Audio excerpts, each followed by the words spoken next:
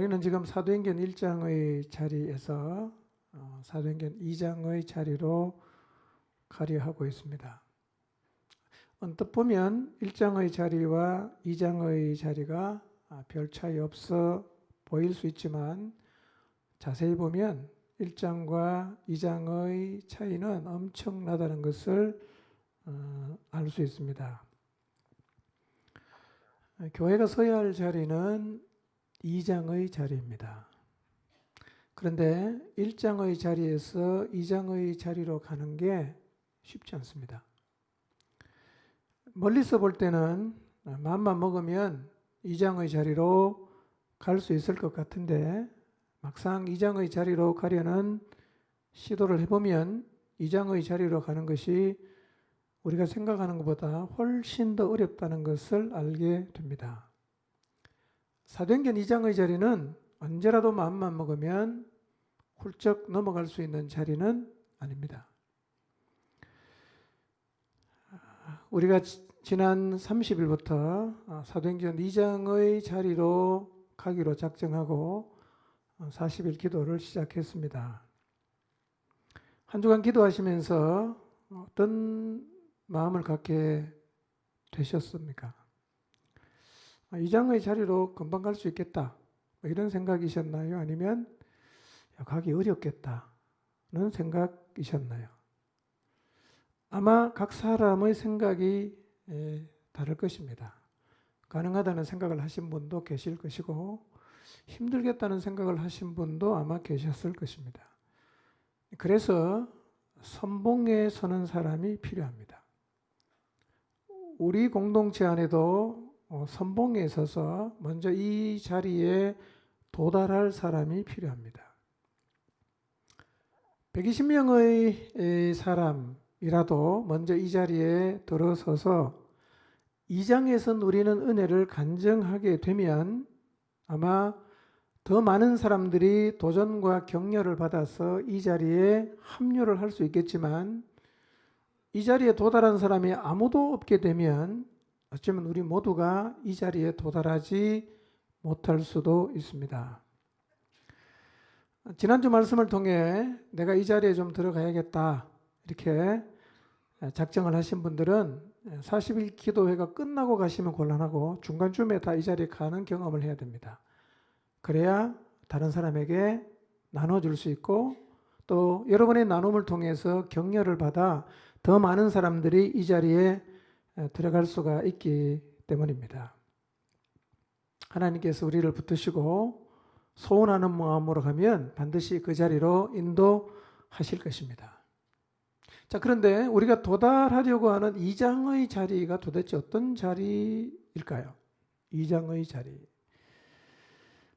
2장의 자리가 어떠하다고 말하기 전에 실제로 2장 이후에 섰던 사람들의 모습이 어떠했는가를 한두 가지만 살펴보도록 하겠습니다.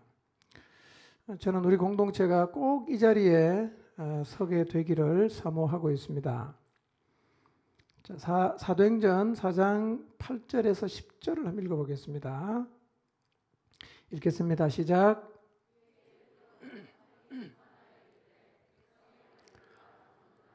만일 병자에게 행한 착한 일에 대하여 이 사람이 어떻게 구원을 받았느냐고 오늘 우리에게 질문한다면 너희와 모든 이스라엘 백성들은 알라. 너희가 십자가에 못 박고 하나님이 죽은 자 가운데에서 살리신 나사렛 예수 그리스도의 이름으로 이 사람이 건강하게 되어 너희 앞에 섰느니라. 사도행전 3장에서 40년 동안 걷지 못하던 사람이 베드로와 요한을 통해서 걷게 되는 기적이 일어나고 사람들이 베드로와 요한에게 몰려옵니다. 베드로가 몰려든 사람들에게 예수 그리스도의 부활을 증언을 했습니다. 이것 때문에 베드로와 요한은 지금 공회에 잡혀가서 신문을 받고 있습니다. 사도행전 2장 이후를 잘 읽어보시면 예루살렘에서 복음을 전할 때마다 핍박이 따라왔어요. 잡아가든지 그 다음에 핍박을 하든지 협박을 하든지 항상 복음을 전할 때마다 이 핍박이 따라왔는데요. 놀라운 사실은 그럼에도 불구하고 복음을 전하는 일이 결코 멈추지 않았다는 겁니다. 굉장히 반대와 저항이 심했지만 계속 돌진했어요. 이날도 공회에 잡혀간 베드로와 요한에게 대제사장이 묻습니다. 너희가 무슨 권세와 누구의 이름으로 이 일을 행하였냐? 무슨 권세와 누구의 이름으로 이 일을 행했냐? 질문할 때 성령으로 충만했던 베드로가 이렇게 대답해요. 만일 병자에게 행한 착한 일에 대하여 이 사람이 어떻게 구원을 얻었느냐고 우리에게 질문한다면 너희와 모든 이스라엘 백성들은 알라. 너희가 십자가에 못 박고 하나님이 죽은 자 가운데서 살리신 나사렛 예수의 이름으로 이 사람이 건강하게 되어 너희 앞에 섰느니라. 이렇게 대답했어요. 지금 우리가 이 말씀 읽으면 뭐 별 의미가 없고 감흥이 없을 수 있는데요. 이 말은 적어도 공회 앞에서는 하지 말아야 되는 말이에요. 왜냐하면 이 공회는 얼마 전에 예수님을 신성모독자로 규정해서 십자가에 못 박아 죽였잖아요. 근데 그 앞에 가서 너희가 십자가에 못 박고 하나님이 죽은 자 가운데서 다시 살리신 나사렛 예수의 이름으로 이 사람이 건강하게 되어서 너희 앞에 섰다. 이 얘기는요, 공회와 각을 세우는 얘기입니다. 살려고 하면 절대로 공회 앞에서 이 얘기는 안 해야 돼요. 돌려 말하든지 비슷하게 말은 할 수 있지만 직설적으로 너희가 십자가에 못 박아 죽인 예수가 그리스도라는 말은 공회 앞에서는 안 해야 되는 말이에요. 그런데 베드로 요한은 그 말을 아주 당당하게 하고 있어요. 무슨 이유로 그랬을까요? 진리가 마음에 살아있으면 우리도 이렇게 할 수 있어요. 진리가 마음에 살아있으면. 사도행전 2장 이후의 자리는 진리가 마음에서 살아난 자리이기 때문에 이 자리에 서면 오늘 우리도 이들과 똑같이 담대하게 복음을 말할 수 있어요. 누구 앞에서도 가릴 것 없이 우리도 진리를 말할 수가 있습니다. 이 자리가 바로 2장의 자리예요. 저는 우리 모두가 특별히 40일 기도회를 통해서 이 자리에 꼭 서게 되시기를 바랍니다. 자, 4장 17절에서 20절 말씀 보겠습니다. 자, 읽어볼까요? 시작. 민간에도 퍼지지 못하게 그들을 위협하여 이후에는 이 이름으로 아무에게도 말하지 말게 하자 하고 그들을 불러 경고하여 도무지 예수의 이름으로 말하지도 말고 가르치지도 말라 하니 베드로와 요한이 대답하여 이르되 하나님 앞에서 너희의 말을 듣는 것이 하나님의 말씀을 듣는 것보다 옳은가 판단하라. 우리는 보고 들은 것을 말하지 아니할 수 없다 하니. 자, 베드로와 요한이 거침없이 담대하게 말을 해요. 그리고 병 고친 사람도 옆에 있어요. 그러니까 더 이상 할 수가 없어, 방법이. 그래서 공회의 결정입니다. 이 표적이 더 많은 사람에게 퍼지지 않도록 이 사람에게 다시는 이 이름으로 말하지 말게 하는 쪽으로 가닥을 잡아요. 그래서 베드로와 요한을 부릅니다. 이렇게 말합니다. 이제 앞으로는 도무지 예수의 이름으로 말하지도 말고 가르치지도 말라 경고했어요. 자, 그러면 이제 죽을 고비 넘겼다 생각하고 조용하게 그냥 집으로 가면 되잖아. 근데 여기서 베드로와 요한이 안 해도 될 말, 안 했으면 좋을 말을 또 해요. 뭐라고 얘기합니까? 하나님 앞에서 너희 말을 듣는 것이 하나님의 말씀을 듣는 것보다 옳은가 판단해 봐라. 우리는 보고 들은 것을 말하지 않을 수 없다라고 얘기를 했어요. 여러분, 이 자리가 동네 아저씨한테 얘기하는 게 아니라 예수님을 잡아 죽인 공회 앞에서 지금 하고 있는 얘기예요. 진짜 겁을 상실했어요. 자기를 죽일 수 있는 사람이에요. 그냥 나가면 되잖아. 휴, 다행이다. 살았다. 이러고 집에 가면 되잖아요. 근데 꼭 거기서 이 말을 안 해도 될 것 같은데 아주 담대하게 하나님 앞에서 너희 말 듣는 게 옳은지 너희가 한 판단을 해봐라. 이렇게 얘기를 했어요. 여러분, 자기를 죽일 수 있는 사람 앞에서 어떻게 이런 말을 할 수가 있을까요? 베드로 요한도요, 사도 바울처럼 목숨을 보존하는 게 인생의 목표가 아니라 진리를 증언하는 것이 인생의 목표인 것이 분명해요. 그러지 않으면 공의 앞을 떠나면서 그냥 입 다물고 가지, 굳이 거기서 이렇게 말할 필요가 없어요.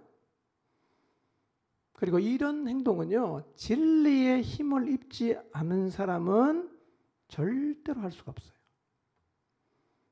이거는 결심한다고 되는 게 아니에요. 노력으로도 안 되는 거예요. 자, 그러면 정직하게 한번 생각해 봅시다. 나도 이렇게 할 수 있을까? 한번 생각해 보세요. 여러분도 이렇게 할 수 있을 것 같아요?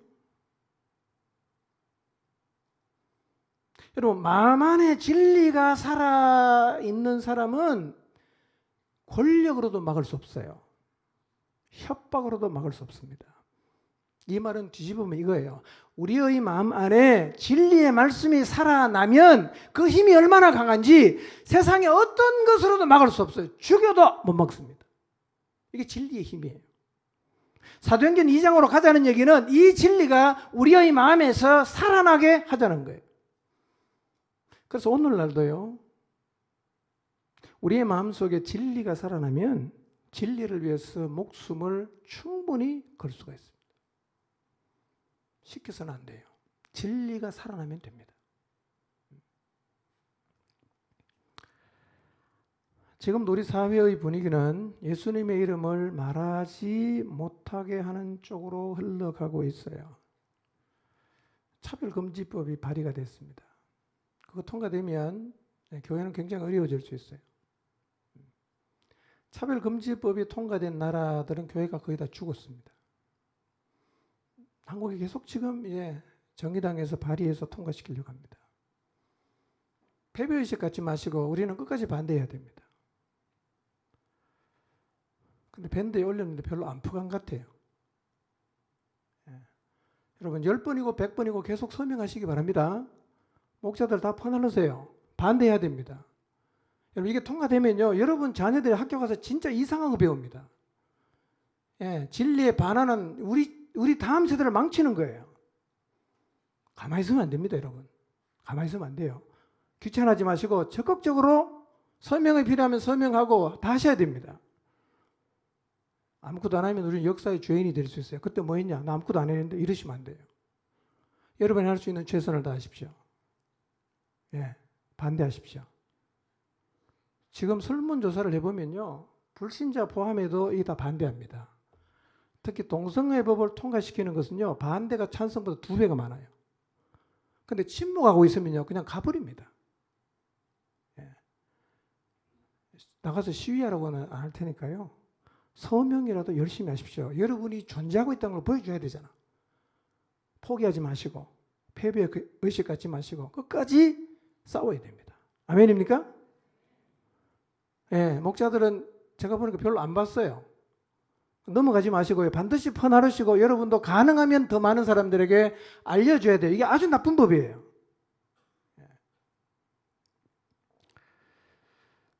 이제 진리를 말하면 편협하고 독선적인 사람으로 취급을 받을 수 있습니다. 그래서 비난과 조롱을 받을 수가 있어요. 앞으로 더 심해지겠죠. 사단이 우리 시대의 사람들을 몽땅 멸망으로 끌고 가기로 작정을 하고 사람들의 마음을 거짓으로 완전히 사로잡고 있어요. 이때 교회가 깨어야 됩니다. 그리고 진리를 말해야 돼요. 이제 사도행전 2장의 자리에 서 있지 않는 사람은 진리를 입 밖에도 못 내는 날이 올 거예요. 이제 교회는 부흥하는 길과 부흥하지 못하는 길로 나눠가는 게 아니라 부흥하는 길과 망하는 길로 나눠갑니다. 부흥 못하면 다 망합니다. 이제는요. 중간이 없어요. 진리를 증언해서 세상을 변화시키지 못하는 교회는 망하게 돼 있어요. 선택을 해야 됩니다. 망하는 길을 선택할 건지 아니면 세상을 뒤집는 길을 선택할 건지 우리가 선택해야 돼요. 우리의 마음 안에 모든 상황을 초월하는 진리가 살아있어야 되고 이 진리의 힘과 능력이 나타나야 됩니다. 이게 우리 시대 교회가 살 수 있는 유일한 길입니다. 사실 우리 시대만 그런 게 아니죠. 어느 시대나 마찬가지입니다.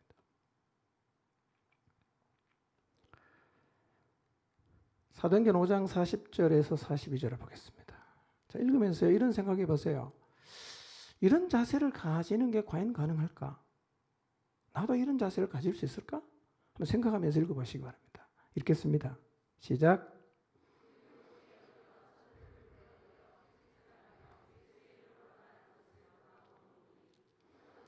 그 이름을 위하여 능력받는 일에 합당한 자로 여기심을 기뻐하면서 공회 앞을 떠나니라. 그들이 날마다 성전에 있든지 집에 있든지 예수는 그리스도라고 가르치기와 전도하기를 거치지 아니하니라. 이 말씀의 앞부분 상황을 간단하게 설명을 드리면, 사도들을 통해서 백성들에게 표적과 기사가 많이 나타났어요. 병 고치는 역사도 많이 나타났어요. 이런 일로 인해서 사람들이 주께로 점점 더 많이 나옵니다. 저는 오늘 우리에게도 이런 역사가 나타나서 사람들에게 하나님을 보여줘야 한다고 생각합니다.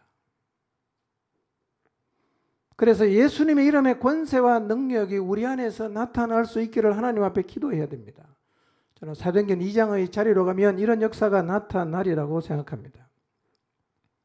이렇게 많은 표징들이 나타나고 사람들이 계속 몰려오니까 대제사장과 사두개인의 당파가 시기를 합니다.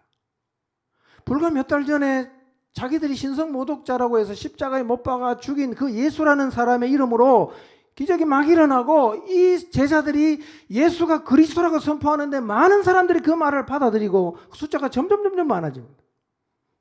산헤드린 공회가 당혹해합니다. 이거 어떻게 해야 되냐. 그래서 사도들을 잡아다가 옥에다 집어넣었어요. 일단 잡아놨어요.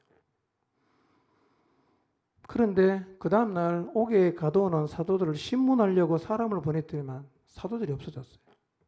또 난리가 났습니다.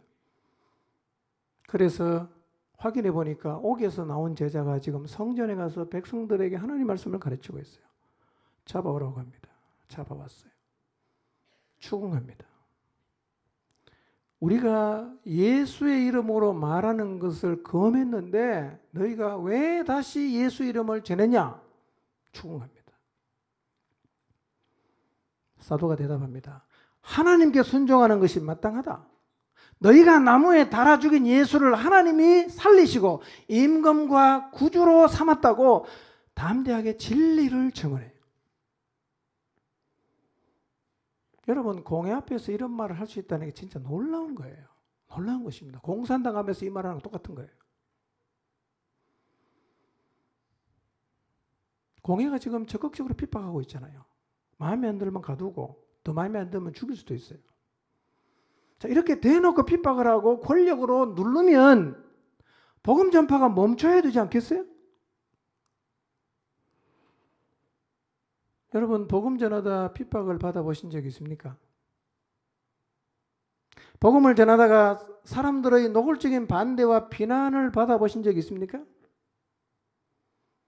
그때 여러분이 어떤 마음이 든가요? 난 그래도 계속 복음 전할 거야. 이런 마음이었나요? 다시는 안 하겠다. 이런 마음이었나요? 2장의 자리에 서보지 못한 사람은 핍박이 오면 멈춥니다. 더 이상 안 가요. 근데 2장으로 가면 아무리 핍박이 오고 죽어도 계속 갑니다. 이게 1장과 2장의 차이예요.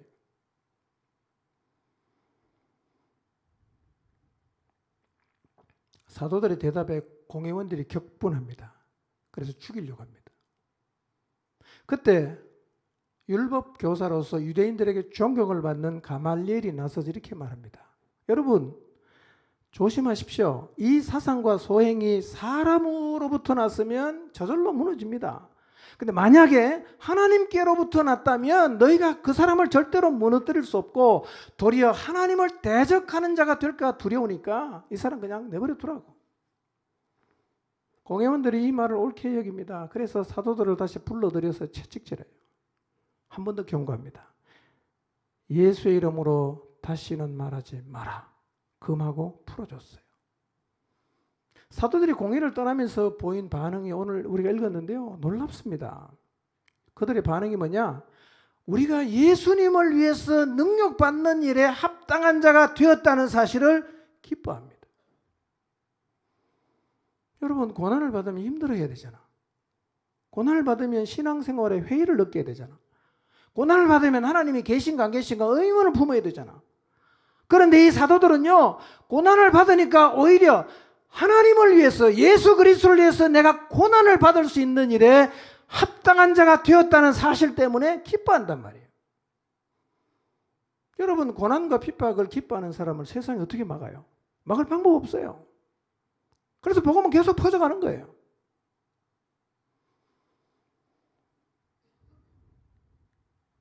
고난을 영광으로 생각하니까 복음 전하면 핍박이 오고 박해가 와요.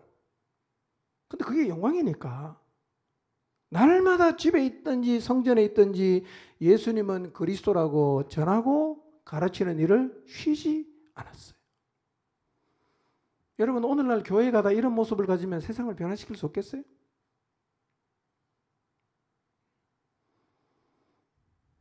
이게 2장의 자리에 선 사람들의 모습이에요. 2장. 우리도 2장의 자리에 서면 이렇게 살 수 있어요. 교회가 이 자리에 서면 세상의 영적인 지형은 반드시 바뀌게 되어 있습니다. 이 길로 가는 게 만만치 않아요. 그러나 우리는 반드시 도달해야 합니다. 그리고 도달할 수 있습니다. 아멘? 예. 오늘 다 꿀을 많이 드시고 오신 것 같아요. 반응이 전혀 없어요. 예. 한번 외쳐보겠습니다. 시작. 예. 이 정도는 안 되고요. 2배 더 크게. 시작. 예. 고난과 핍박이 오면 찌그러지는 자리가 아니라 고난과 핍박에도 눈 하나 깜짝 안 하고 오히려 예수님을 위해서 고난받는 것을 기뻐하는 자리에 설 수 있다면 우리가 이 땅을 변화시킬 수 있어요. 이건 인위적인 결단으로 되는 건 아니에요. 2장으로 가면 되게 돼 있어요. 어떻게 2장으로 갈 수 있죠? 2장으로 가는 길이 있어요. 지난주에 그 길을 말씀드렸습니다. 다 기억하고 계실 텐데요. 2장으로 가는 길이 무엇입니까? 성령 충만을 받는 거예요. 2장으로 가는 길이 뭐냐? 성령 충만을 받는 거예요. 여러분, 사도행전 성경을 읽어보세요. 성령의 충만함을 입었던 사람들에게 공이 나타나는 특징이 하나 있어요. 그게 뭐냐? 진리를 증언하는 자리에 다 섰어요. 예외가 없습니다. 다 이 자리에 섰어요. 지난주 살펴봤죠. 다메섹의 사울, 예루살렘 교회, 침례 요한, 스데반, 빌립, 바나바 모두 똑같습니다. 그러니까 2장의 자리를 어떻게 가냐? 우리가 성령 충만함을 입으면 2장의 자리로 가는 거예요. 그래서 이런 공식이 성립이 되는 것입니다. 성령 충만은 뭐가 되게 합니까? 복음의 증인이 되게 합니다. 성령 충만하면 복음의 증인이 돼요. 공식이에요. 성령 충만하지 않으면 복음의 증인이 될 수 없어요. 왜냐하면 여러분, 복음은요, 진리는 세상을 역주행하는 것이기 때문에 성령의 충만함을 입지 않는 사람은요, 누가 등 떠밀면 한두 번, 입은 열 수 있지만 계속 떠들 수는 없고요. 고난과 핍박이 오면 바로 멈춥니다.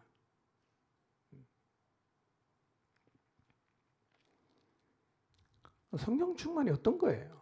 어떤 게 성령 충만입니까? 여러분, 성령 충만이 뭐냐?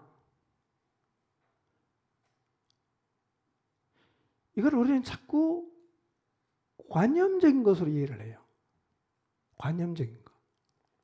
그냥 성령 충만하면 뭐 가슴이 뜨거워지고 뭐 방언하고 뭐 이렇게 자꾸 생각하는데요. 성령 충만은 구체적인 실체가 있고요. 잡힙니다. 이것이 성령 충만이다 하고 말할 수 있는 현상이 있어요. 예.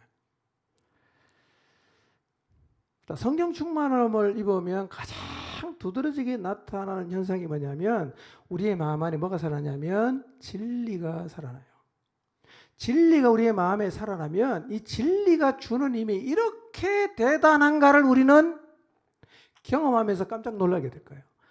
아, 진리의 힘이 이렇게 대단한 거구나. 어쩌면 우리는 이 진리의 힘을 제대로 경험하지 못했을 수 있어요. 진리가 마음에 살아난다는 게 구체적으로 어떤 걸까? 제가 여러분이 이해하기 쉽게 설명해 드리겠습니다. 성령 충만함을 입으면 우리 안에서 진리가 살아나죠. 진리가 살아난다는 것의 구체적인 의미는 어떤 건가? 이런 거예요. 첫 번째는요, 우리의 마음에 진리가 살아난다는 의미는 우리의 마음에 하나님이 살아난다는 거예요. 하나님이 살아난다. 그래서 성령 충만함을 입어서 우리의 마음에 진리가 살아나면 어떤 현상이 생기느냐 하면 우리의 마음 가운데 하나님이 살아나요. 생각해 보세요. 내가 열심히 기도를 하고 있어요. 기도를 하고 있는데 내 마음에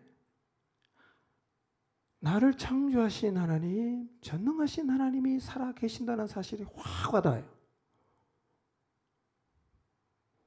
하나님의 실존을 경험하게 된다는 거예요. 이것은 놀라운 일이에요. 여러분, 모세가 가시떨긴 나무 아래에서 하나님을 만났던 것처럼 내가 지금까지 잊고 살았고 의식을 못했는데 내 마음 안에 하나님이 살아계신다는 사실을 확 와닿아요. 얼마나 감격인지 몰라요. 나를 창조하셔서 나를 너무 잘하시는 그분이 내 안에 살아계셔서 지금 내 삶을 인도하신다고 생각하면요, 갑자기 마음에서 두려움이 다 사라져요. 이분이 인도하신다면 나는 어디로 끌고 가든지 나는 따라가리라. 이런 이 마음의 결단이 생겨요. 힘이 생겨요. 여러분, 하나님 우리 마음 안에 살아나는 게 얼마나 큰 힘인지 몰라요. 그래서 성령 충만을 위해서 기도하는 거하고 하나님 내 마음에 다시 살아나심을 경험하고 싶습니다 라는 기도는 사실은 똑같은 기도예요. 여러분, 우리 마음에 하나님이 살아난다는 것은 굉장한 일이에요. 근데 성령 충만하면 이런 일이 경험이 돼요. 하나님이 살아나요. 뿐만 아니라 진리의 말씀이 살아난다는 말의 의미는 우리의 마음 안에서 하나님의 말씀이 살아나요. 말씀이 살아나면요, 말씀이 그냥 글이 아니야. 이게 글이 아니야. 지식이 아니야. 힘이고 능력이 돼요. 그래서 우리 안에 말씀이 살아나게 되면, 하나님 말씀이 살아나게 되면 말씀을 단지 글로만 알고 있는 사람이 이해할 수 없는 경험을 합니다. 그 사람은 도저히 이해할 수 없어요. 근데 이 하나님 말씀이 우리의 마음 안에 살아나게 되면요, 내가 이 하나님 말씀을 붙들 수 있고요, 이 말씀에 내 인생을 걸 수가 있고요, 내 마음에 하나님 말씀이 살아나면 이 말씀이 나를 일으켜 세워요. 그리고 나라 하여금 세상과 죄로부터 완전히 돌아설 수 있는 엄청난 힘으로 내 삶 가운데 작용을 합니다. 그래서 성령 충만을 구할 때 이렇게 기도해도 괜찮아요. 하나님의 말씀이 내 마음에서 살아나게 해주십시오. 여러분, 말씀이 우리 안에 살아날 때 우리의 삶에 놀라운 일이 일어납니다. 세 번째, 진리가 살아난다는 의미는요, 예수 그리스도가 내 안에 살아난다는 의미예요. 예수 그리스도가. 여러분, 성령 충만함을 입으면 예수님께서 내 안에 살아 계신 것을 내가 경험하게 돼요. 여러분, 신앙생활 하면서 말이에요, 나는 혼자다, 외롭다, 아무도 나를 안 도와준다, 힘들다, 이런 생각 해보신 적 있습니까? 우리가 예수님을 믿는다면 그런 생각을 하는 중에도 예수님은 지금 내 안에 계셨거든요. 우리는 내 안에 살아계신 예수님을 이론적으로 알지만 이분이 전혀 내 인생에 힘이 안 돼요. 그런데 성령 충만을 경험하면 예수 그리스도가 내 안에서 살아나세요. 이런 마음이 들어요. 아, 내가 혼자가 아니구나. 주님이 나와 함께 계셨네? 그분에게 내 인생을 맡길 수 있어요. 교회도 맡길 수 있어요. 목장도 맡길 수 있어요. 여러분의 사역도 맡길 수 있고, 여러분의 가정도 맡길 수 있고, 여러분의 자녀도 맡길 수 있고, 다 맡길 수 있어요. 내가 놓을 수 없는 상황도, 나를 힘겹게 하는 사람도 다 맡길 수 있어요. 그리고 그분이 내 안에 살아나시면 우리의 마음에는 안식과 쉼이 경험이 돼요. 쉼이 있어요. 쉴 수가 있어요. 상황은 그대로 있어요. 복잡해요. 근데 예수 그리스도께서 내 안에 살아나시면 내가 그분을 의탁하고 맡길 수 있기 때문에 내 마음에 쉼을 누릴 수가 있습니다. 우리가 그분의 우리의 삶을 의탁합니다. 이제는 내가 따라가요. 그럼 어떤 일이 벌어지냐? 하나님, 예수 그리스도께서 내 삶을 통해서 자기 자신을 나타내세요. 이게 능력입니다. 이게 기적이에요.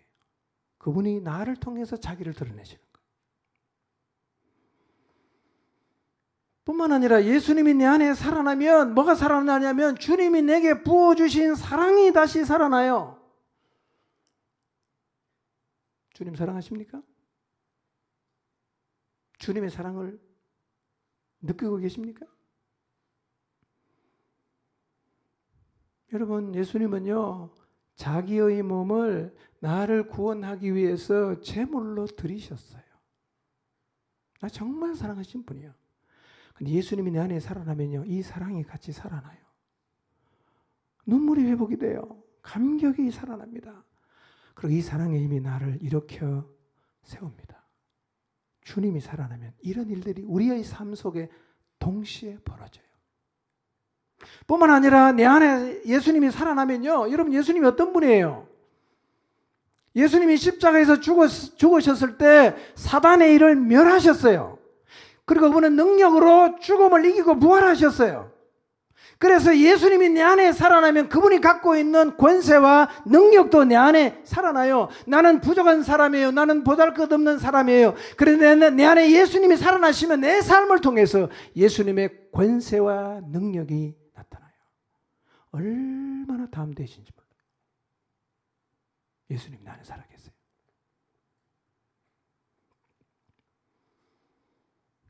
예수님이 내 안에 살아나면 소망이 살아납니다. 무슨 소망입니까? 여러분의 자식이 좋은 대학 가는 소망이 아니고요. 여러분이 나중에 50평 집 사는 소망이 아니에요. 영생의 소망이에요. 우리가 심판을 면제받았잖아요. 천국 가잖아요.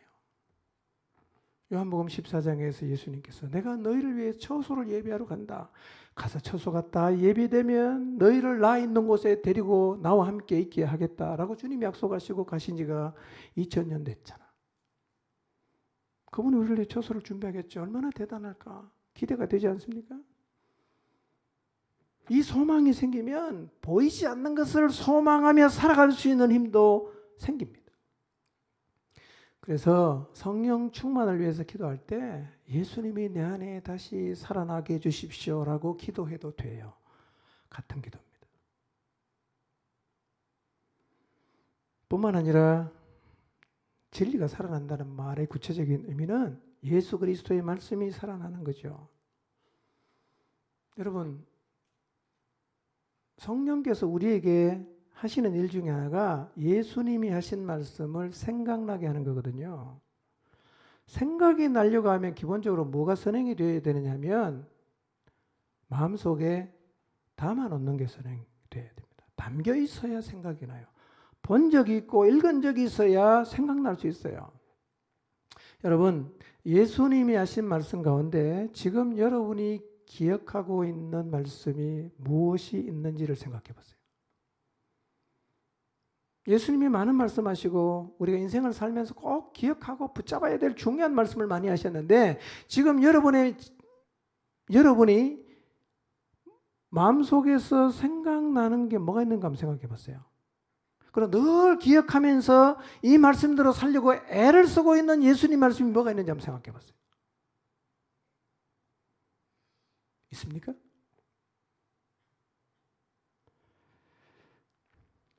복음을 전파하라. 굉장히 무게 있는 말씀이에요. 보물을 하늘에 쌓아두라. 먼저 하나님의 나라와 의를 구해라. 성령의 충만을 받아라. 하나 되어라. 서로 사랑해라.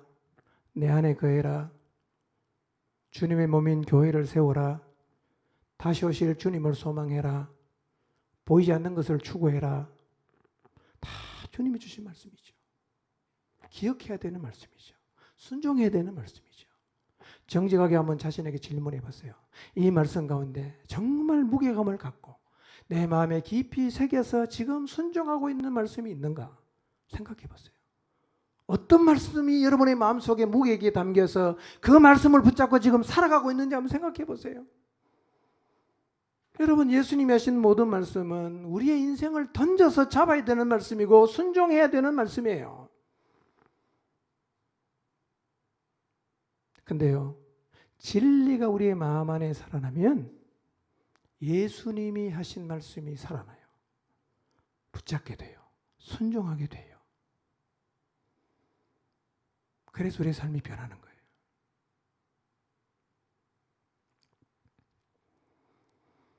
그래서 성령의 충만을 구할 때 이렇게 기도하셔도 돼요. 예수님의 말씀이 내 안에 살아나게 해주십시오. 라고 기도하셔도 됩니다. 자, 요한복음 15장 26절 한번 읽어볼까요? 읽겠습니다. 시작.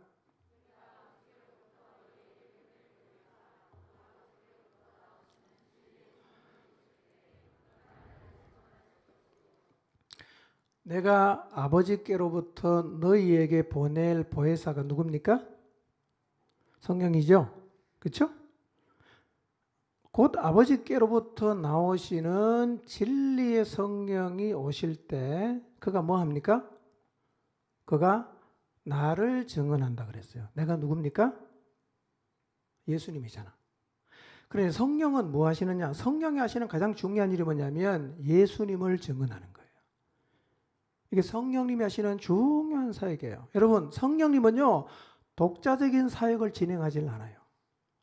예수님이 인류를 구원하기 위해서 행하셨던 것처럼 성령이 오셔서 또 다른 일을 하지 않습니다. 그분이 뭘 하느냐? 예수 그리스도를 증언하고 예수 그리스도께서 하신 말씀이 다시 생각나서 우리가 그렇게 삶을 살아가도록 인도하시는 일이 성령님이 하시는 주 임무입니다.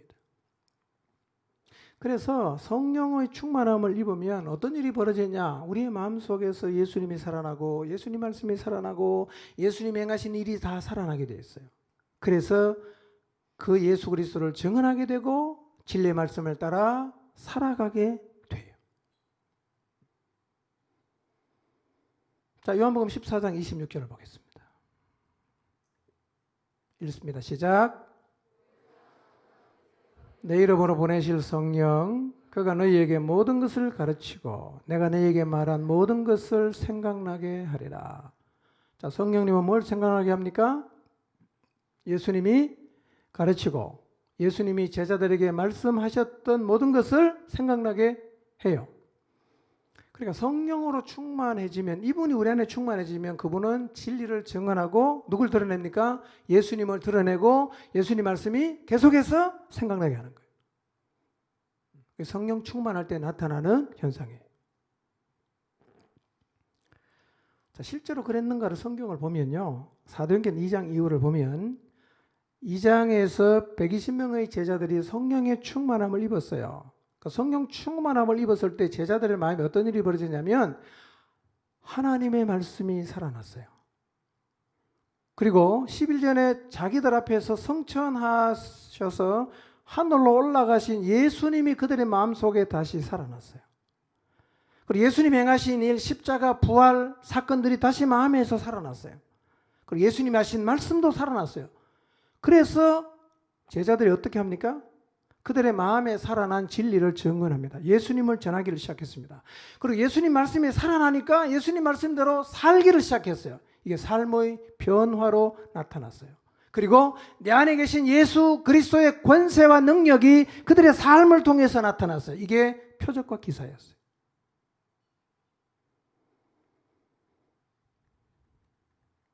하나님은 우리 모두가 이렇게 살기를 원하세요. 근데 오늘 우리가 예수님을 전하지 못하고 예수님 말씀에 순종하지 못하고 교회를 다니고 있는데도 삶이 변하지 않는 이유가 뭘까요? 예수님이 나는 지금 안 살아있다는 얘기예요. 말씀이 안 살아있다는 얘기예요. 주님이 행하신 일이 전혀 마음에 와닿지 않는다는 얘기예요. 그러니까 교회를 다니는데 진리 되신 예수님을 말하지 못하고 증언하지 못하고 말씀에 순종하지 못하니까 삶이 하나도 변하지 않고 지향하는 목표를 보니까 불신자랑 똑같은 거예요.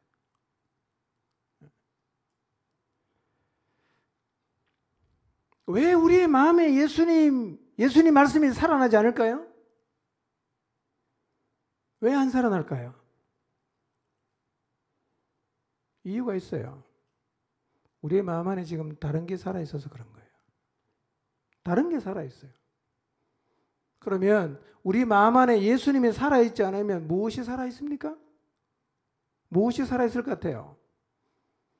나는 아무것도 안 살아있는데요. 이런 분은 죽은 사람이에요.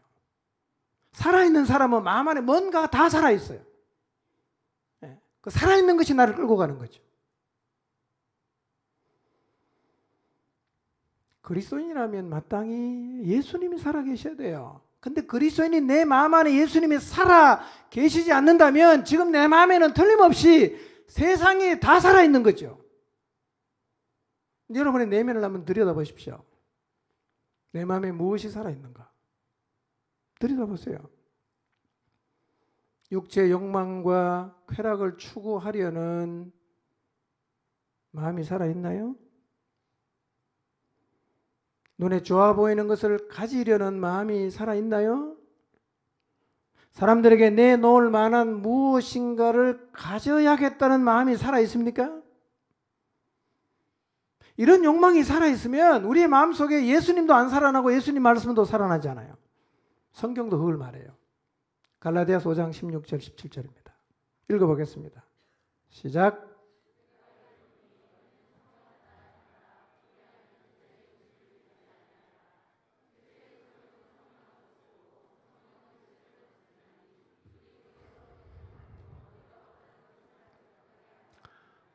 아멘. 성경은 우리에게 이렇게 말합니다. 우리의 마음에는 한 개밖에 살아있을 수 없대요. 성령의 소욕이 살아있든지 육체의 소욕이 살아있든지 둘 중에 한 개만 살아있지 두 개는 다 살아있을 수 없다 라고 성경이 말씀하고 있어요. 우기고 싶은 분이 계실 거예요. 난 두 개 다 살아있다고. 난 확실하게 두 개 다 살아있다고. 이런 분 계시겠지만요. 성경이 그렇게 말하잖아요.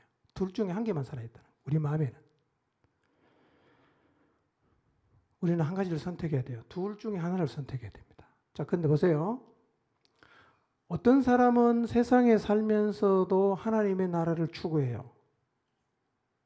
그러니까 어떤 사람은 똑같은 세상에 사는데 세상만 추구해요. 주일 예배도 같이 나오고 목장 예배도 같이 나오고 성경보도 같이 하고 다 같이 하는데 한 사람은 계속 하나님의 나라를 추구하는데 한 사람은 계속 세상을 추구해요. 이 차이가 어디서 생기는 걸까요? 왜 이런 일이 생길까요?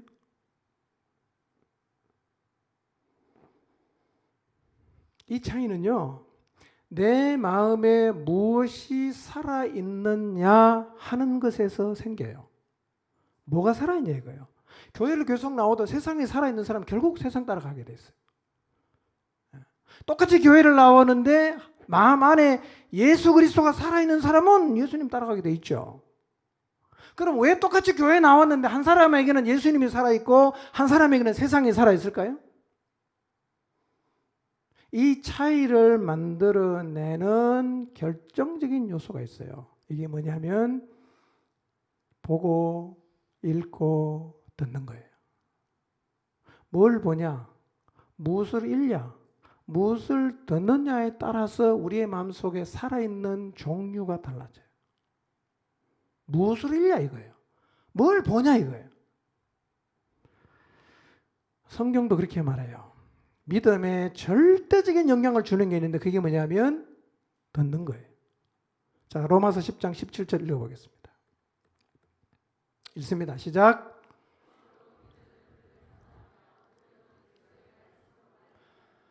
여러분 이 말씀을 잘 기억하시기 바랍니다. 믿음은 어디서 생깁니까? 들음에서 생겨요. 그래서 무엇을 듣느냐는 것은 굉장히 중요한 거예요. 뭘 듣냐? 중요한 거예요. 우리는 무엇인가를 들으면 그게 들은 게 내 마음에 살아있어요. 내 마음에 살아있는 것은 사실은 그걸 믿는 거예요. 그리고 우리 마음 안에 살아있는 것, 계속 살아있는 것이 우리들 인생의 목표가 될 가능성이 높아요. 그래서 우리가 세상의 것을 계속 읽고 보고 들어서 우리의 마음 안에 세상이 계속 살아있게 되면 우리 인생의 목표가 뭐가 되겠어요? 세상이 되죠. 교회를 다녀도 세상입니다. 그리고 반대로 하나님 말씀을 계속 마음에 담아서 우리 안에 하나님 말씀이 살아있으면 우리 인생의 목표가 뭐가 됩니까? 하나님이 되는 거예요. 이 차이가 어디서 시작하냐? 무엇을 듣느냐는 거예요. 그런데 듣는 것은요, 귀로만 듣는 게 아니라 사실은 눈으로도 듣고 마음으로도 들어요. 여러분, 들으면 믿음이 생겨요. 그러니까 무엇을 들을 것인지를 주의해야 됩니다. 지금 한 분이 정신없이 좋으시는데요. 이분은 얘기를 못 들었잖아. 그러니까 믿음이 안 생겨요. 그래서 예배 시간에 좋는 게 심각한 거예요. 졸면 끝난 거예요. 아무것도 못 들었는데. 믿음은 어떻게 생깁니까? 들어야 생기는 거예요. 예. 근데요, 꼭 하나님 말씀만 들을 때 믿음이 생기는 게 아니라 세상 얘기도 계속 들으면 뭐가 생깁니까? 믿음이 생깁니다. 믿음이 생겨요.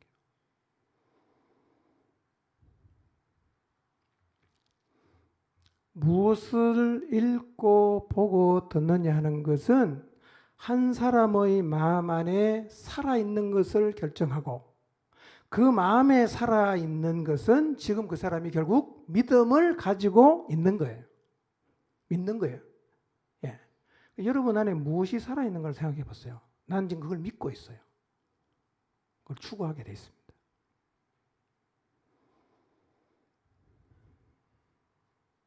믿음을 갖게 하는 출발이 뭐라고요? 듣는 거예요. 하루 동안 내가 읽고 보고 듣는 게 무엇인가 돌아볼 필요가 있습니다. 여러분의 삶을 한번 돌아보세요. 무엇을 읽고 보고 듣는가? 예배 1시간 드리고 집에 가서 핸드폰 3시간 하고 TV 5시간 봤다. 그러면 하나님 말씀은 없습니다. 이제는요. 시간이 중요하거든요. 그러니까 폰을 많이 하는 게 심각한 겁니다, 여러분. 예. 밤낮 없이 붙잡고 있는 사람은요, 믿음 생길 가능성이 없어요.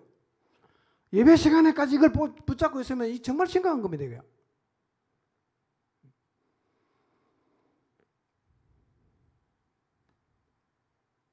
우리가 세상에 살고 있으니까 세상을 전혀 보지도 듣지도 읽지도 않을 수는 없겠죠. 해야 돼요. 근데 그렇기 때문에 우리는 오히려 하나님의 말씀을 들으려는 노력을 더 많이 해야 됩니다. 더 많이 해야 돼요. 그리고 듣는 것이 믿음의 출처가 되기 때문에 거꾸로 세상을 향해서 눈과 귀를 막으려는 노력이 필요해요. TV 좀 보지 마세요. TV. 난 별로 안 본다고. 월화 드라마, 수목 드라마, 주말 드라마. 그거밖에 안 본대요. 폰도요, 문자 주고 통화하고 그 이상은 하지 마세요. 여름 영혼이 다 죽습니다, 여러분. 특히 젊은이들요.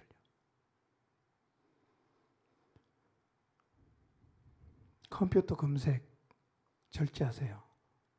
그래서 스스로가 미디어 검색을 자주 하세요. 특히 젊은이들은요, 스스로 알아서 미디어 검색 자꾸 해야 됩니다. 왜냐하면요, 그걸 계속 보면 그게 내 안에 살아있고, 살아있는 것을 따라 나는 살게 돼 있어요.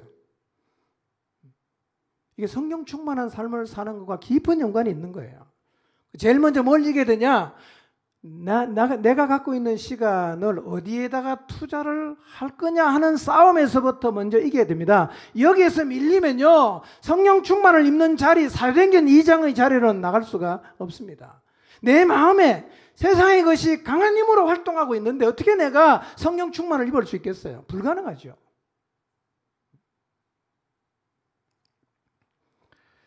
여러분, 다시 말씀을 읽고 듣는 일에 집중하십시오. 더 많은 시간 들으십시오. 그래서 하나님 말씀이 여러분의 마음속에 살아있게 하는 일부터 시작해야 돼요. 세력을 얻게 해야 됩니다. 여러분, 정말 여러분이 성령 충만의 은혜를 입고 사도행전 2장의 자리에 서서 하나님이 원하시는 그런 삶을 살려고 한다면 지나치다 싶을 정도로 하나님 말씀을 가까이 하셔야 됩니다. 저는 미쳤다. 그렇게 말을 들어도 성경을 많이 가까이 해야 돼요. 여러분, 세상에서 미치지 않고 정상에 서는 사람 본 적 있습니까? 있습니까? 여러분, 성공의 자리에 선 사람 하는 얘기 들어봤을 때 거기 미친 사람들이에요. 우리가 박수를 보내죠. 근데 성경 읽는데 미치면 우리가 비난해야 됩니까? 여러분, 그리스도인이 설 수 있는 최고의 정상의 자리가 어디입니까? 성령 충만한 자리 아닙니까? 진리를 증언할 수 있는 자리 아닙니까? 그 자리에 서려고 하면요, 일단 우리가 미친 듯이 하나님 말씀을 가까이 해야 됩니다. 눈 뜨자마자 성경 틀어놓으세요. 잠자기 전에 틀어놓으세요. 계속 드세요. 계속 들으세요. 계속 담으세요. 여기에서 밀리면요, 안 되는 거예요. 안 돼요. 왜냐하면 믿음의 출발이 듣는 것에서부터 시작되기 때문에 그렇습니다. 여기서부터 제대로 가야 돼요.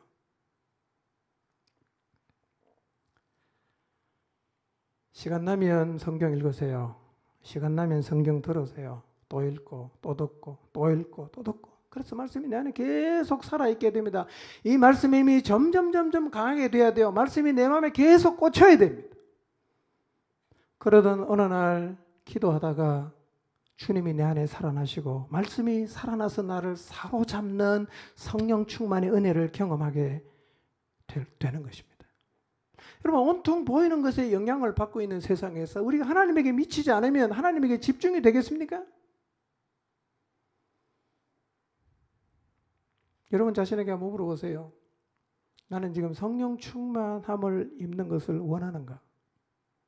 여러분 자신에게 물어보세요. 원하십니까?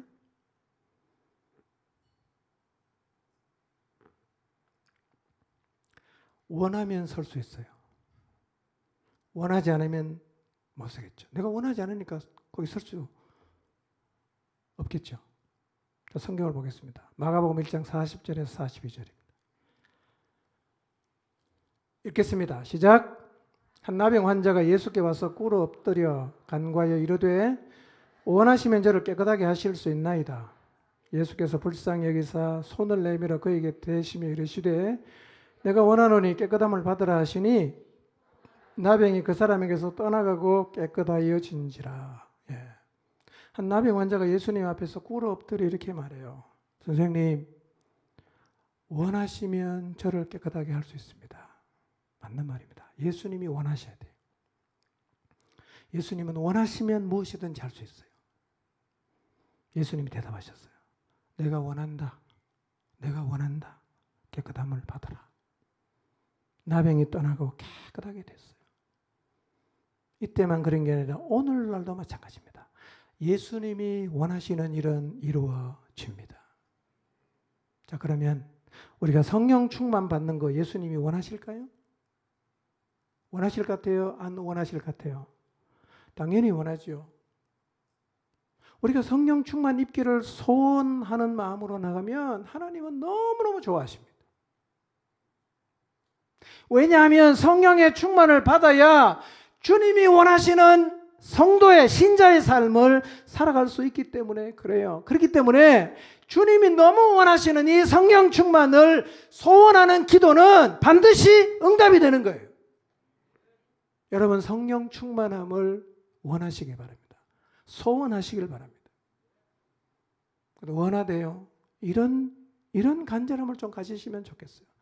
이만큼 좀 원하셨으면 좋겠어요. 어제 아침에 제가 드라마 성경 듣다가요. 이 구절이 마음에 확 와닿았어요. 예. 이 정도 우리가 좀 하나님 앞에 성령 충만을 간구함으로 좀 나가야 되겠구나. 마가복음 10장 47절, 48절, 51절인데요. 읽지 마시고요. 우리는 그냥 읽으면 사실은 이게 뭐 그냥 지나갈 수 있지만 입체적으로 들어보면요. 이 소경은요. 주님이 지나가는데 거기서 자기 눈 못 뜨면 자기는 평생 소경 살아야 돼요. 얼마나 간절함이 있겠어요. 한번 들어보겠습니다. 이 사람처럼 좀 간절함으로 성령 충만을 사모하게 되시길 바랍니다. 틀어주세요. 디메오의 아들인 맹인 거지 바디메오가 길가에 앉았다가 나사렛 예수시란 말을 듣고 소리질러 이르되 다윗의 자손 예수여, 나를 불쌍히 여기소서. 많은 사람이 꾸짖어 잠잠하라 하되 그가 더욱 크게 소리질러 이르되 다윗의 자손 나를 불쌍히 여기소서. 예수께서 말씀하여 이르시되 내게 무엇을 하여 주기를 원하느냐? 선생님이여, 보기를 원하나이다.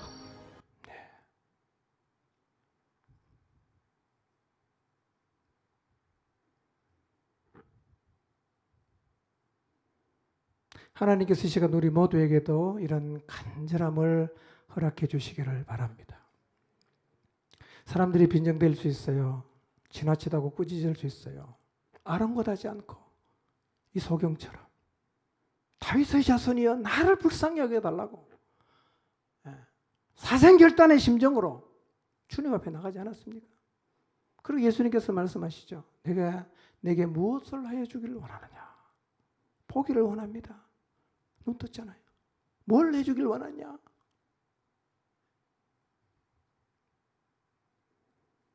성령 충만함을 입기를 원합니다. 주님 앞에 나가서 우리도 이렇게 말씀드릴 수 있었으면 좋겠어요. 하나님, 제게 성령 충만을 허락해 주십시오. 사도행전 2장의 자리에 서서 주님이 그렇게 원하시는 진리의 복음을 증언할 수 있게 해 주십시오. 그런 간절함으로 이번 한 주간 하나님 앞에 나가서 기도하게 되시기를 바랍니다. 이 소경과 같은 간절한 마음으로 주님도 원하시는 성령의 충만을 구해서 여러분 모두의 마음속에서 하나님이 살아나고 예수님이 살아나고 예수님의 말씀이 다시금 살아나는 은혜가 오늘 말씀을 듣는 우리 모두에게 있기를 주님의 이름으로 축원합니다. 기도하겠습니다.